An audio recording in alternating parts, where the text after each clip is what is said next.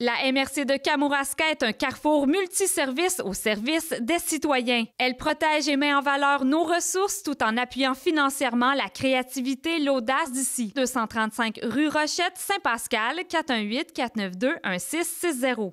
Cette émission est une présentation de la télévision communautaire du Kamouraska. Bienvenue à cette autre émission de Plaisir d'été au Kamouraska, spéciale haut de gamme. Qu'est-ce que t'en penses?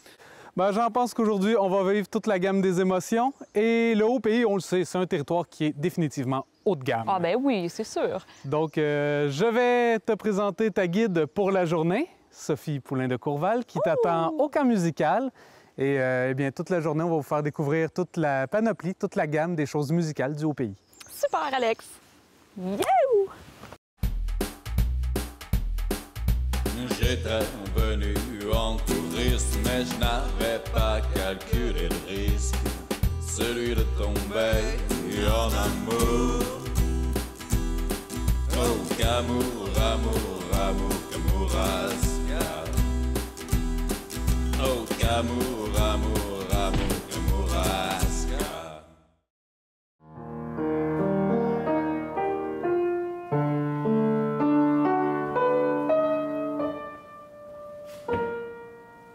Alors, Anne-Christine, je te présente Sophie Poulain de Courval. Salut, Sophie! Bonjour! C'est Sophie qui va être ta guide pour toute la journée. C'est elle qui va pouvoir te présenter toutes les gammes de la musique du Haut-Pays.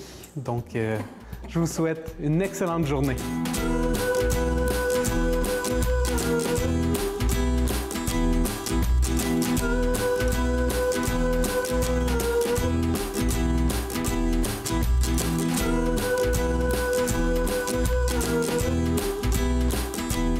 Tout d'abord, Sophie, je tiens vraiment à te remercier de faire le guide pour la musique du Haut-Pays. C'est vraiment super.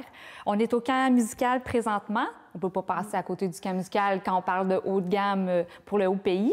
Mais là, on est avec un super piano. Qu'est-ce que tu as à me dire sur l'histoire du piano et du classique ici pour le Haut-Pays? Bien, d'abord, c'est un honneur pour moi. Merci de m'avoir invité à faire ce parcours musical.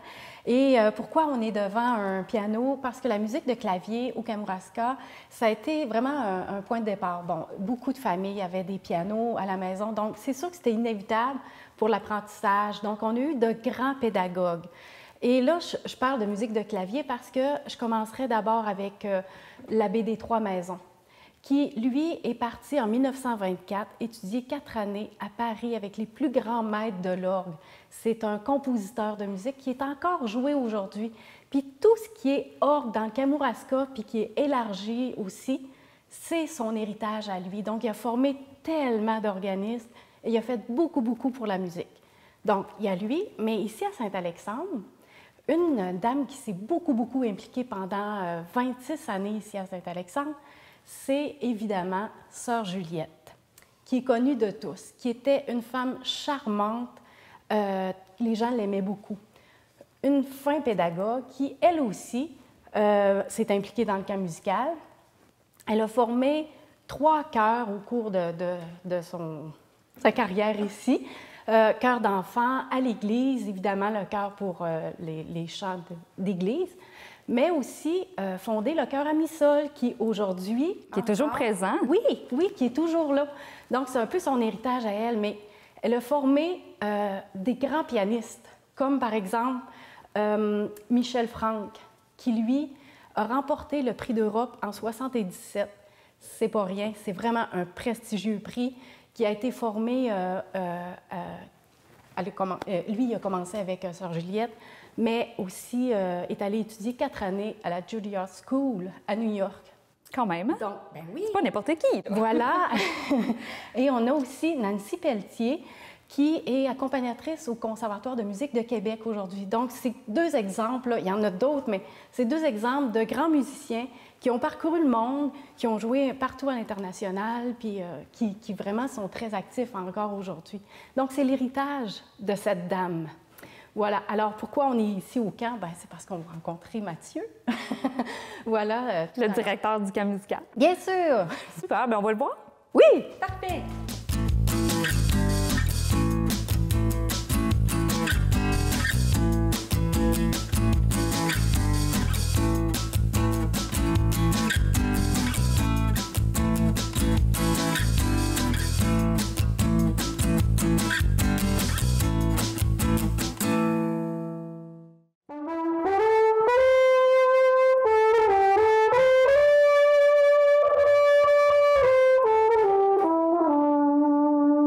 Salut! Salut Mathieu! Salut! Hey, je te présente Anne-Christine. Alors, Mathieu Rivet, directeur du camp musical. On se connaît. On se connaît. Salut! Allô? Alors, Mathieu, on est ici au camp. On connaît le camp, dans le fond, pour son côté formation. Les campeurs viennent prendre des cours de musique tout l'été. Mais c'est plus que ça, le camp. C'est ouvert au grand public. C'est ouvert au grand public pour plusieurs raisons, puis de plusieurs, je dirais, façons. De plus en plus, le camp musical a développé d'abord des camps pour des adultes, donc des gens d'un peu partout qui viennent faire de la formation ici, mais en dehors de l'année, mais aussi pour la location du site. Donc, les gens ne le savent pas encore vraiment, mais le camp musical est maintenant ouvert à l'année. Donc, ça permet de tenir des activités de parties de Noël pour des entreprises, de mariage, d'activités familiales, autant pour un groupe de 20 personnes qu'un groupe de 200 personnes. On a d'ailleurs des projets là, encore de développement là, au sujet des locations du site. Ah, c'est super. Mais tu as aussi quelque chose au niveau de l'orchestre que vous avez développé qui est vraiment fort intéressant. Oui, un projet international au fait où le camp musical reçoit des jeunes d'un peu partout. Ça fait 2 ans maintenant qu'on met ce projet-là du Festival international Eurochestrie au Kamouraska. Puis notre but dans ça, c'est de développer un volet touristique pour la MRC, pour les gens du Kamouraska, de faire en sorte que des jeunes de partout dans le monde viennent faire des concerts dans des milieux où habituellement ils ne reçoivent pas nécessairement des concerts. Donc le concept, c'est que les gens viennent ici passer la semaine et s'en vont rayonner sur le territoire du Kamouraska dans des églises principalement. Là, tu parles des musiciens qui sont ici. Exactement, des musiciens. Voilà. D'ailleurs, dans les dernières années, on a reçu des Chinois, des Mexicains, des Brésiliens, des gens de la République tchèque, des Français, en tout cas, de différentes parties du monde qui viennent partager la semaine avec des jeunes musiciens québécois qui sont en formation ici. Là, on part toute la semaine, 6 concerts et un dernier concert qui est ouvert au grand public qui a lieu à Saint-Pascal de Kamouraska. Et on a reçu d'ailleurs cet été Chloé Sainte-Marie pour ce projet magnifique. C'est super. Puis vous le déployez vraiment partout dans les petits villages, puis un peu partout dans le Kamouraska. Il y a des concerts à faire un peu partout. Je dirais non seulement on le déploie sur le territoire du Kamouraska, mais on a l'idée dans quelques mois, l'été 2017, d'aller participer à un de ces festivals-là au nom du camp musical Saint-Alexandre et du Kamouraska au Brésil. Comme on avait fait en 2013, d'aller faire une série de concerts en France, en Charente-Maritime. Donc c'est vraiment une espèce de communauté qui s'appelle Eurochestrie, qui gère environ 8 festivals dans le monde, dont maintenant un au Kamouraska, qu'on est extrêmement fiers. Puis d'ailleurs, le camp remporte des prix au niveau national là, pour ce type de projet-là, qui est très communautaire, puis très médiation culturelle, d'aller voir les gens, puis de vivre quelque chose dans la communauté, pour la communauté, et le plus souvent gratuitement. Oui. Vous avez reçu un très beau prix récemment aussi ce printemps. Oui, au niveau du prix des arts et de la ville.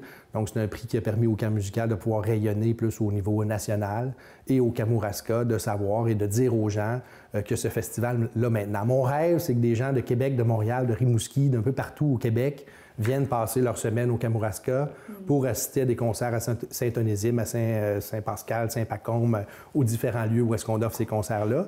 Puis de marier nos anciennes amours, de faire des projets symphoniques avec des artistes invités. Je pense que ce volet-là, là, cette année, ça a été un bon coup. Là. Puis Chloé Sainte-Marie est extrêmement généreuse de venir passer sa semaine ici, mais de vouloir vivre un projet symphonique comme ça, c'est assez impressionnant. Mathieu, au-delà de ces grands projets fantastiques, vous avez une série de concerts qui est à tous les jeudis, que vous avez depuis de nombreuses années où le public peut venir assister. Exactement. On est beaucoup dans une atmosphère, nous, de contribution volontaire, donc de faire en sorte de rendre la culture et les événements qu'on propose accessibles à tous. Donc, quelqu'un peut venir ici les jeudis soirs à 7h30 durant tout l'été. C'est des concerts du mois de juillet et du mois d'août. Puis les gens se présentent ici, souvent avec une surprise de voir la programmation, évidemment, qui est inscrite sur notre site.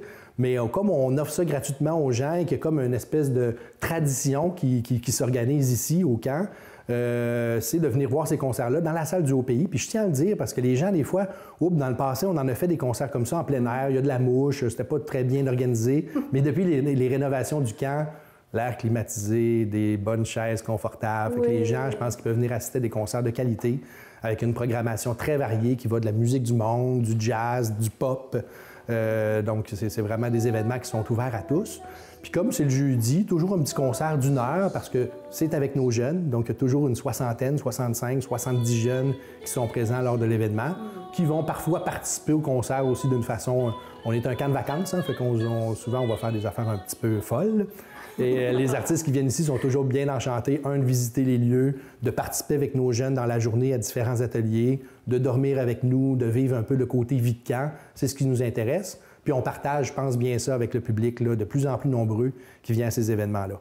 Bien, Mathieu, merci beaucoup. Ça fait plaisir. Mais tu sais que c'est même ces artistes-là qui viennent chez nous de plus en plus, de partout, bien, ils ont la possibilité d'enregistrer aussi. Ça, c'est bien vrai, important. ton studio d'enregistrement qu'on a entendu parler beaucoup, mais qui est fort apprécié des musiciens professionnels. Oui, je te dirais, là, cette année, là, ça a été extraordinaire, là, comment que ce pavillon-là est utilisé de plus en plus, très bien équipé, qu'on continue justement à réfléchir à toute l'organisation. Hein. On sait que l'informatique, aujourd'hui, on va sortir tel truc, 2 mois après, il y a d'autres choses. On reste vraiment à l'affût des besoins, puis de répondre aux différents besoins. À titre d'exemple, on peut venir dans le studio en duo ou soliste comme pianiste, parce qu'on a un super bon piano qui est un super Steinway ici, puis comme un quatuor à cordes, mais on peut aussi venir avec une chorale, donc devenir 80 chanteurs, puis là de s'installer dans la salle du Haut-Pays, de déménager le matériel du studio dans notre plus grande salle. D'ailleurs, j'ai tenté l'expérience avec l'Orchestre d'harmonie que je dirige à Québec. On était 60 musiciens à venir enregistrer ici en novembre dernier. Fait que c'est toutes des expériences que de plus en plus on met sur pied, puis qui favorisent aussi le côté touristique de faire venir des gens de l'extérieur qui viennent passer quelques jours ici, voir qui on est ici au Kamouraska, mais de profiter aussi du studio Desjardins qu'on est extrêmement fiers de faire la promotion de ce bel endroit-là. Oui, puis on sait que quand on est musicien puis qu'on est dans une séance d'enregistrement, d'avoir un côté si enchanteur et accueillant comme ici, ça va favoriser la belle musique. Je te dirais, l'hiver ici, là, les gens, on pense pas toujours à ça, mais le camp musical est ouvert maintenant l'hiver, puis de faire des stations de studio en hiver ici, c'est magnifique, c'est magique. Alors, c'est un super héritage, dans le fond, parce qu'on a commencé l'émission en parlant de Sœur Juliette, qui s'est impliquée au niveau du camp, puis avec ce qui a été amené avec vos rénovations, le studio et tous vos projets, je pense qu'elle serait fort fière de vous. Bien, c'est bien de le souligner. Bien, merci beaucoup, Mathieu. Un grand plaisir. Puis pendant que vous partez, je vais vous jouer une petite chanson. Oui! Merci! Tout à fait. Salut les filles, puis bonne visite au Kamouraska, d'accord? Merci, bye-bye. Alors, un petit swing. Un petit swing, on va essayer. 1, 2, 3.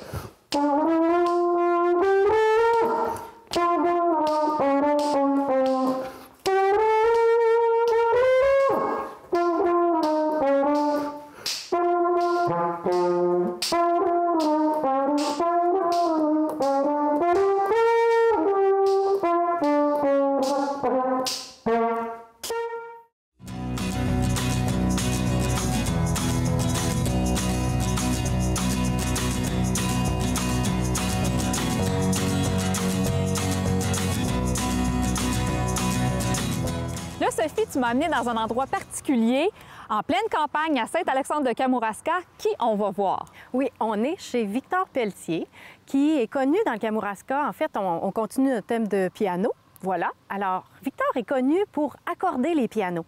Mais Victor, c'est c'est pour ça! Restauration de piano! Voilà, restauration de piano, parce que Victor, en fait, c'est un passionné du meuble, mais aussi de l'instrument. C'est un pianiste, c'est un compositeur. D'ailleurs, c'est lui qui a composé l'hymne du Kamouraska, qui a été interprété avec tous les instruments aussi du camp musical. Donc, on a notre lien vers ici.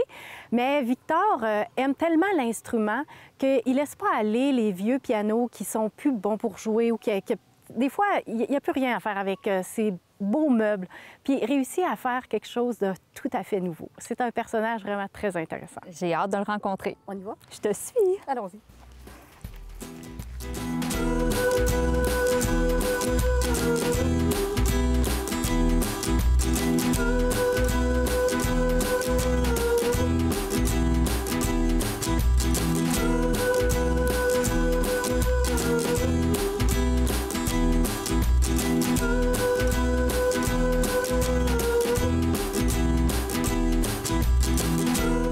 Christine, on est dans l'atelier de Victor Pelletier que je te présente ici.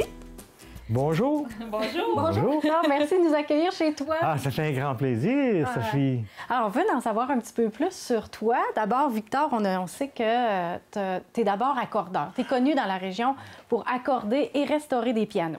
Je suis devenu accordeur pour une raison simple. Je ne pouvais pas attendre l'accordeur. Oui. parce que j'étais pas capable de jouer sur un piano désaccordé. Alors, finalement, je suis devenu accordeur par la force des choses. Mais la passion est venue dans moi, si on peut dire, et disons que j'ai continué à...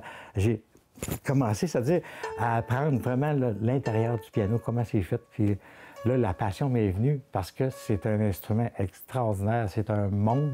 Alors, il y a plein de choses, il y a des phénomènes scientifiques qui se produisent. C'est extraordinaire, la facture, comment ça a été pensé, comment ça a évolué, c'est extraordinaire. C'est une belle histoire, l'histoire du piano. Alors, nous autres, les accordeurs de piano, on est témoins de cette épopée, si on peut dire. Alors, on rencontre des pianos qui ont été faits par des grands maîtres, des grands facteurs de piano. C'est ça qui nous guide dans notre cheminement vers toujours essayer de trouver le meilleur de l'instrument. C'est toujours façonner vraiment le piano pour obtenir le maximum de ce qu'il peut donner. C'est d'aller rehausser sa personnalité, finalement. Oui. C'est un métier extrêmement intéressant. Puis là, on a derrière nous un piano un peu spécial. Oui. Combien t'en as restauré des pianos? J'en ai restauré, c'est mon 100e piano. Ça a pris du temps, par exemple, avant que j'ai l'occasion de restaurer mon 100e piano. Alors, c'est un petit piano à queue qui m'a été donné par la commission scolaire Kamouraska-Rivière-du-Loup. Il était à Saint-Pascal. Alors, il a fait des années de gloire chez les sœurs. C'était les sœurs de Congrégation Notre-Dame. Oui. Et eux autres, il y avait des pensionnaires qui allaient pensionner là, au couvent, dans ce temps-là, ça s'appelait comme ça. Il y a des filles qui apprenaient le piano. Et alors, ce piano-là servait comme piano pour enseigner. Pour enseigner, puis aussi pour pratiquer. Pour pratiquer, c'est un piano de petite forme, de petit format. Alors, c'est pas un piano de concert. Alors, on appelle ça un baby grand. Ça a tous les avantages, par exemple, de la mécanique d'un grand piano. C'est la même mécanique que le grand piano de concert. C'est la mécanique, la même dynamique que le piano de concert. Alors, c'est intéressant quand même. Ça fait... On n'est jamais, disons, étranger quand on arrive sur un piano de plus grand format. C'est la même chose. Donc, pour les gens qui connaissent moins le piano, il faut savoir qu'un piano droit puis un piano à queue, la facture est différente. Oui. Alors, le toucher du pianiste va être différent, oui. Puis on a tout ça. Mais là, tu en as fait un qui est un peu spécial, oui. Qui est rendu de l'autre côté du fleuve. C'est un grand Steinway, modèle oui. D. C'est le plus grand des Steinway. C'est 9 pieds qui mesure. Alors, ce piano-là est goûté, disons, au déluge au lac Saint-Jean. Ça l'a affecté énormément. On pensait que ce piano-là avait fini ses heures de gloire. Alors, à ce moment-là, on s'est rencontrés des passionnés, comme on dit. J'ai rencontré Michel Penneau, comme ça par hasard, et il m'a conté l'histoire. Alors, j'ai dit, on s'est donné rendez-vous, finalement. Je suis allé au lac Saint-Jean, je suis allé voir le piano. J'ai aperçu qu'il y avait vraiment du dégât, il y avait vraiment... Là, du dégât par l'eau, qu'est-ce qu'il y avait? Le bois était brisé, les cordes... Bien, il avait complètement été submergé dans l'eau. Avec de la vase, des feuilles, puis ça a séché là-dedans. Il y a une place, ils n'ont pas été capables d'assécher comme il faut en dessous de la plate, là, ils n'ont pas été capables d'assécher. Alors, à ce moment-là, bien, le piano, il a commencé à prendre, à avoir un petit peu à s'affecter, si on peut dire. Mais pas assez pour faire pourrir le bois, puis changer la nature du bois, finalement. Alors, quand on parle du piano où il y a eu de l'infiltration d'eau, on peut s'imaginer que il devait avoir tout un dégât terrible dans tout ça. Toutes les cordes ont été remplacées parce que la rouille avait pris là-dessus.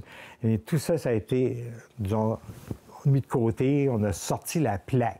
Alors, quand j'ai sorti la plaque, il y avait de la vase en dessous de la plaque ici. OK. C'était accumulé là. Alors, j'ai sorti une chaudière, c'était séché, là, mais j'ai sorti ça. Mais là, la table était un petit peu vallonnée. Tu sais, j'avais un petit peu là, décollé, une place, toute la partie de la queue, si on peut dire, là, ça, c'était tout décollé. Toute la partie de droite. Parce que le piano, il a tombé comme ça, en bas de la scène. Il s'est retrouvé avec complètement une patte en dessous. Ici, là, la patte a tombé en arrière de la scène. Il a resté comme ça, le piano. C'est le bord de la scène. Ils l'ont retrouvé comme ça. Aïe, aïe. Après le déluge. Puis là, tout ce travail de restauration-là valait la peine de mettre tout ce temps-là parce que c'est un piano légendaire. Il y a une signature spéciale dedans. C'est que, on va vous dire pourquoi il a resté... Ce piano-là, il était légendaire en partant. D'abord, Parce c'est que- un très bon piano. Oui, C'est c'est une un marque piano qui connue. a été choisi par la compagnie. Il était marqué CD, ça veut dire Choice D, modèle D, choisi par la compagnie pour faire de la promotion. OK. Alors, ils l'ont placé dans une salle de Toronto dans les années 50. Il a été fait en 1951, ce piano. Et il a été restauré là, en 1999. Mais en 1957, Glenn Gould a joué dessus. Il a signé son nom dedans. Il y a des grands pianistes qui ont signé leur nom dedans. Oui. C'est connu, ça. Oui, Il y a des grands parce pianistes que parfois qui vont aimer le piano et ils vont porter leur signature dans le piano et ça reste... Comme Ça un donnait- saut de qualité. Ça donnait du prestige à la compagnie qui avait prêté ce piano-là. Alors, ils faisaient leur promotion. Alors, du monde, il achetait un Steinway parce qu'ils savaient que ce piano-là était extraordinaire. Peut-être pas aussi extraordinaire que celui-là, mais il était aussi quasiment extraordinaire. Ils sont tous extraordinaires, les Steinway. C'est des très bons pianos. C'est des très bons pianos. C'est le meilleur piano au monde. Que les accordeurs, on est tous d'accord là-dessus. Sauf qu'on est d'accord aussi sur un principe qui dit le meilleur piano rapport qualité-prix, c'est le Yamaha. Le Yamaha, c'est un très bon piano. Pas parce que je veux faire de la promotion pour Yamaha, mais le piano Yamaha, il est facile à dompter, il est facile à travailler, il est facile à donner du service dessus. Et le meilleur piano au monde, c'est sans contredit, le Steinway. Que ce soit fait à Hambourg ou que ce soit fait à New York, c'est deux factures différentes, mais c'est deux très bons pianos qui peuvent servir à deux genres de musique différents. Le piano allemand, il est plus romantique, il est plus féminin. Le piano Steinway américain, il est plus robuste, il est plus masculin, il est fait pour jouer la musique moderne, Gershwin. Alors, ce fameux piano... Le CD-121. Le CD-121, c'est un piano américain. C'est un piano américain. Oui, il a été fait à... Donc, Glenn Gould a signé dedans. Puis comment il est parvenu ici à venir au Québec, au domaine? Le piano, probablement, qui a commencé au bout de 20-25 ans d'utilisation, il perd un certain charme. C'est normal. Il perd un petit peu ses capacités. Les salles de concert sont toujours équipées de pianos relativement neufs. Le piano neuf, c'est plus vivant, c'est plus... Ça attaque mieux, c'est neuf. Alors, il y a des gens, il y a des salles de concert, plutôt que d'investir dans le piano, ou placer des marteaux neufs, ou changer les cordes, ils décident deux fois de le laisser partir. Ils vont le vendre moins cher à d'autres. Ouais. Ce piano-là s'est retrouvé à l'École de musique de Jonquière, dans les années 70. Okay. Alors, il a fait la joie de bien du monde. Il est encore très, très bon. Si je me fie à l'histoire un petit peu, Michel Penneau, il m'a raconté l'histoire de ce piano-là, quand il était à l'École de musique. Tout le monde l'aimait, ce piano-là. Alors, toi, tu es revenu avec le fameux piano ici que tu as restauré pendant des mois, je pense. Ça a été long.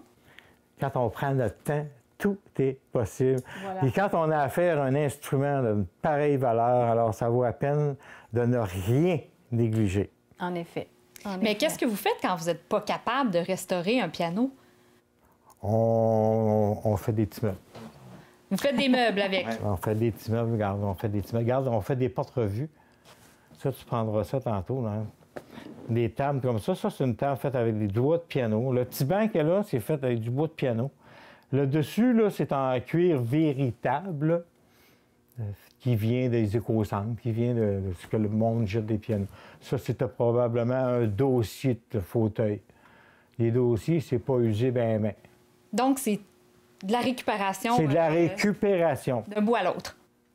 Ici, la maison, c'est de la récupération. Ici, l'atelier, là, à côté, c'est de la récupération. Ici aussi, mais juste en haut. Juste vous qui n'êtes pas de la récupération. Non, je suis la création de mes parents. Bien dit. Mais qu'est-ce qui vous a poussé à créer les meubles? Comment ça a commencé de dire, je vais prendre des morceaux? J'ai toujours aimé travailler le bois. Quand j'étais petit gars, hein, quand j'étais enfant, j'étais un gosseux, comme on dit. J'avais toujours mon calibre. Tu l'as encore? Je l'ai toujours. Ça, c'est comme mon porte-bonheur, mon petit canif. Puis là, je gossais des sifflettes avec des morceaux de bois. Alors, les pianos qu'on n'est pas capable de restaurer ou qui, dans le fond, sont trop abîmés. Donc, tu récupères le bois de ça pour pouvoir faire là, toutes ces belles tablettes, les meubles que tu fabriques. Même les tables d'harmonie, c'est en belle épinette, tu sais, c'est du beau bois quand même. Je fais mes fonds de petits meubles, je fais des petites armoires. Là. Puis le fond, c'est en table d'harmonie de piano. C'est bon. Alors, on a des meubles musicaux ici. Ça pourrait chanter, mais disons, si les meubles pouvaient parler, bien, ils chanteraient. Sûrement. Ah, c'est ça. C'est comme ça, là. Mais moi, j'ai une question. Oui? Qu'est-ce qui vous passionne le plus du piano? Ah, c'est mon pouvoir de jouer dessus. Ah oui? C'est mon pouvoir de jouer dessus. Ben, c'est l'ultime raison, je pense. Je suis devenu accordeur par la force des choses parce que quand j'arrivais sur un piano qui était désaccordé, j'étais peur de jouer. C'est pareil comme ton saxophone. Si tu cales un piton, puis le piton il reste calé, il ne marche pas. Hein? Bon, ben, c'est la même affaire. Tu sais, le piano, il faut que ça ait bien accordé, il faut que ça ait inspirant, comme on dit. Donc, est-ce que tu peux nous faire quelque chose? Tu veux-tu nous jouer quelque chose, Victor? Oui, on aimerait ça.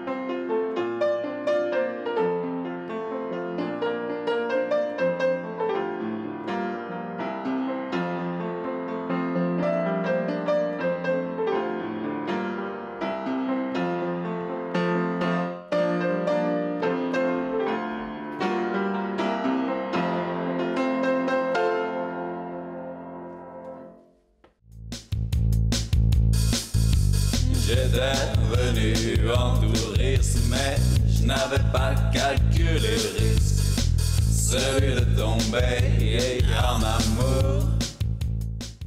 Cette émission était une présentation de la télévision communautaire du Kamouraska.